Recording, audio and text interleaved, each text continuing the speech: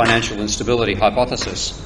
Now, people who haven't been lobotomised by a degree in economics, if you've seen Aditya Chakraborty's article on that front, that economics degree is a £9,000 lobotomy, if you haven't been brainwashed by that, of course you'd expect economists to include money in their model of the economy, but they include neither money nor banks nor debt.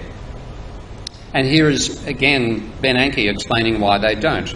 They're talking about the idea of debt deflation. He said, Fisher's idea of debt deflation as an explanation for why the Great Depression occurred was less influential in academic circles because of the counter-argument to Fisher's proposition that debt deflation, and read this carefully, represented no more than a redistribution from one group, debtors, to another group, creditors. Now, that's implying that when they go bankrupt, debtors pay their debts, which is pretty cool to begin with. But that's not the main thing I'm focusing upon here, because he said the only way you can get a macroeconomic impact out of debt would to have implausibly large differences in spending behaviour of the borrowers and the lenders. Now, the essence of this is what's called the loanable funds model of banking, and I've realised over the last decade just how important that is to maintaining the way the mainstream thinks about macroeconomics. And the basic idea, this is now a proposition from Paul Krugman, saying, think of it this way, when debt is rising, it's not the economy as a whole borrowing more money. So he sees no relationship between rising debt and a rising amount of money. He said instead it's less patient people borrowing from more patient people. A typical childish way that economists think about the behaviour of banking.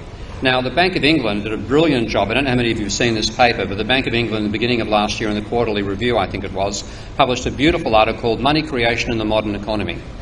It might as well have been a direct letter to Krugman and Bernanke and so on, saying, for God's sake, take banks seriously. They create money. You've left it out of your thinking. So this idea that loans create money and create new demand is something that's now, the Bank of England is aware of that. It's academic economics that's dragging the chain. And the logic of the mainstream model as to why they leave it out is they think lending is just between a person who saves and a person who spends.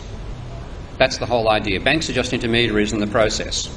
So if you model what they see going on, and you think about expenditure by three different people, impatient, patient and the shop, and this is the expenditure coming out of one of the impatient agent, and this is where the impatient agent spends. The impatient agent's borrowed B from the patient agent. Now that means the impatient agent's got B that they can spend at the shop, whereas in this case I'm showing the patient agent spending less on A and less on the shop as well. And overall this plus B here is cancelled out by that minus B. Now if you add up the column, the diagonals there, that's aggregate demand, as economists define it.